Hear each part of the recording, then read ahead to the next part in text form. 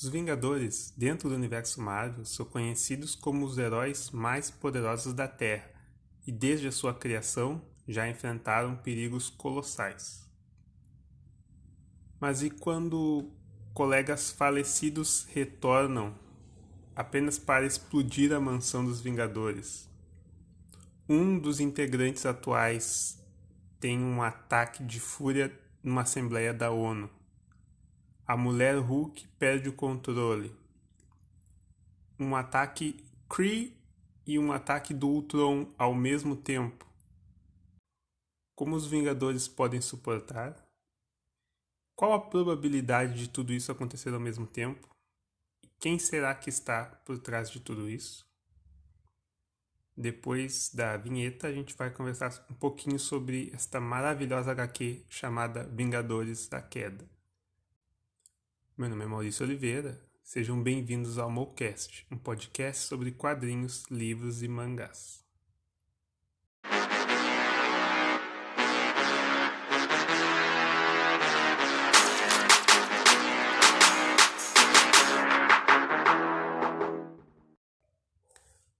Vamos começar pela ficha técnica. O roteiro Brian Michael Bendis, os desenhos do David Finch, cores de Frank Darmata, com 168 páginas, preço de capa na época que foi lançado de R$ 29,90.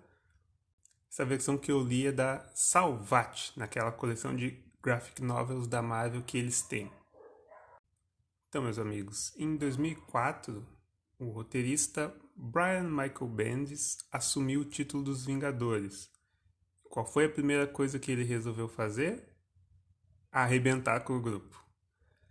Pode parecer que é uma ideia meio duvidosa, mas eu garanto, funcionou perfeitamente. Eu adorei a forma como os problemas vão se empilhando na cabeça dos Vingadores e a reação de cada um deles, né? Inclusive, não acreditando naquela quantidade de problemas que estão acontecendo ao mesmo tempo. E é assim, é um teste para o psicológico deles, que com certeza eles não tinham visto antes. Principalmente a Jennifer Walters, que é a mulher Hulk, e o Homem de Ferro. Esses dois, o que acontece com eles é bem pesado. Nessa época o grupo estava trabalhando sob o comando da ONU. E por isso que logo ali no início a gente vê o Tony Stark discursando numa assembleia. O problema é que ele, aparentemente bêbado, ele enxerga um embaixador da Latvéria, que é o país do Doutor Destino, e ele entra num surto e começa a xingar o cara e falar várias coisas que ele poderia fazer com o embaixador, que o cara não merecia estar ali, que inclusive o cara não merecia estar vivo. Ele dá assim, ó, o show. E essa assembleia sendo filmada para o mundo inteiro, sendo transmitida. Então isso já dá um baque bem grande. Ao mesmo tempo, lá na Mansão dos Vingadores, a loucura também tá assim, em níveis estratosféricos, né? A gente tem membro falecido retornando meio que em forma de zumbi, uma situação bizarra. E aí também tem a questão da mulher Hulk, que ela começa a perder o controle. Sim, a gente vai virando as páginas assim e não para de acontecer tragédia ali. Tu fica só pensando assim, meu Deus, aonde que isso vai parar? Inclusive, logo nessa parte já temos a morte de um dos integrantes do grupo. Quando a situação chega em níveis caóticos, o Steve Rogers, Capitão América, ele não vê outra solução além de chamar todo mundo que já foi Vingador em algum momento.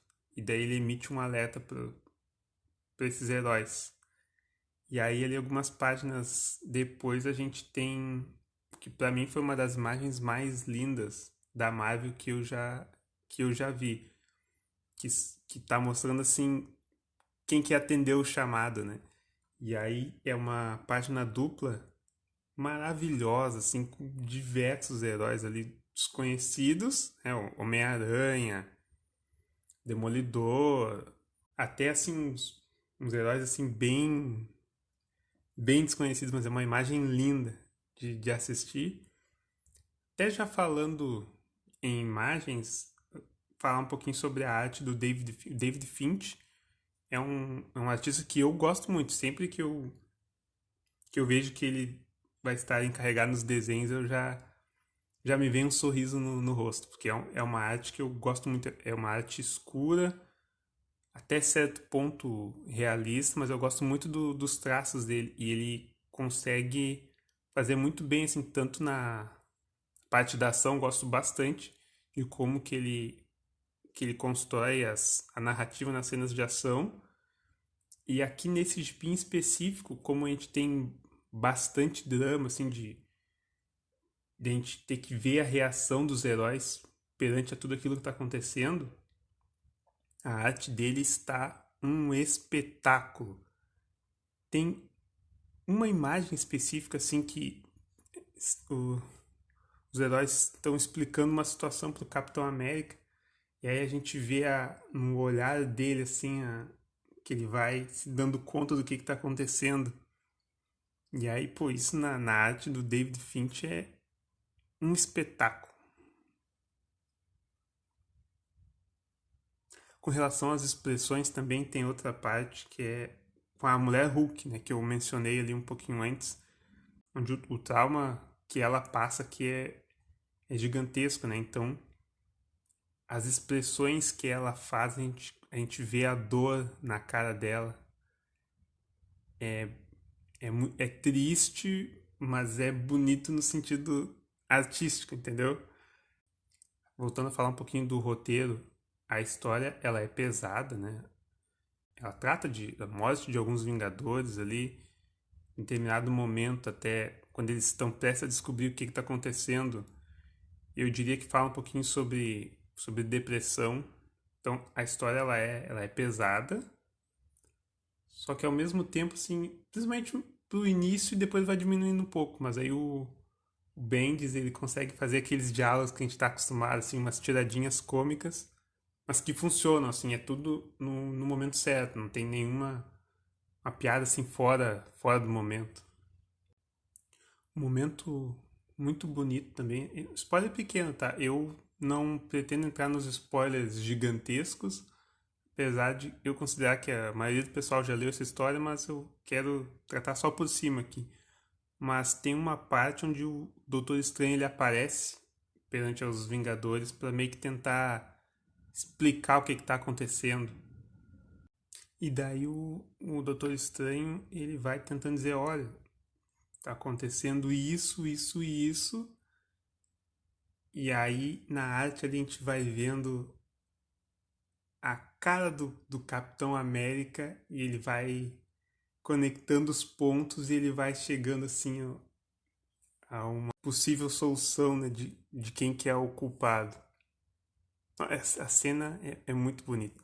Só perde para as cenas finais. Depois que eles descobrem quem estava por trás, né? Bom, como o título da HQ já menciona, os Vingadores eles acabam entre aspas porque como tá começando tava começando o run do Bendis, logo em seguida ele já emplaca os novos Vingadores, né? Que daí ele muda a formação. Mas aí na última edição da história aqui, a gente tem uma homenagem pros Vingadores, né? Primeiro eles vão relembrando assim qual que foi o momento preferido de cada um na equipe, né? E aí a gente vai dando aquela desde a origem do grupo até outras grandes sagas que aconteceram. Mas aí as páginas finais, as últimas sequências que tem ali, é lindo. Eu confesso que enquanto eu estava relendo, essa é a segunda vez que eu leio essa história. Enquanto eu estava relendo, eu quase fui às lágrimas. Quase. Mas são momentos muito lindos, muito lindos. E aí a última página, nossa, eu fiquei bem tocado mesmo. Sobre a edição da Salvat, olha, funciona perfeitamente até hoje. A Salvat volta e meia tá me salvando, né? Que eu consigo achar as edições da Salvat e não preciso correr atrás dessas versões cada vez mais caras dos relançamentos na Panini. Então, assim, não tem nenhum erro assim que atrapalhe a leitura, né? E os extras que tem aqui são bem legais. A gente tem um pouquinho do Bendis falando, né? Como é que ele e a Marvel chegaram no acordo para ele assumir o título, né? E por que ele já quis começar arrebentando com o grupo. E ele até conta um detalhe que achei estranho até, que essa história na época ela foi lançada, pelo que ele deu a entender, o pessoal não curtiu muito. Porque ele mudou muitas coisas, mas eu fico pensando assim, tá, se ele não mudasse, se ele continuasse do mesmo jeito que estava, o pessoal ia reclamar. E aí, essa mudança relativamente grande que ele fez, o pessoal também reclamou. Então, basicamente, sempre vai ter alguém reclamando. Mas assim, para não entrar muito nos spoilers, né, vou parando por aqui. Mas o que eu digo é o seguinte: esse início do run do Bendis, as ideias que ele colocou em prática aqui e aonde isso vai dar, né, que em seguida já liga na saga Dinastia M, que assim que eu conseguir achar uma versão bacana eu pretendo trazer aqui. Aí depois do Dinastia M segue mais adiante, ele vai indo Guerra Civil, Invasão Secreta, Reinado Sombrio, O Cerco. Essas sagas aí que eu tenho certeza que vocês pelo menos já ouviram falar em algum momento.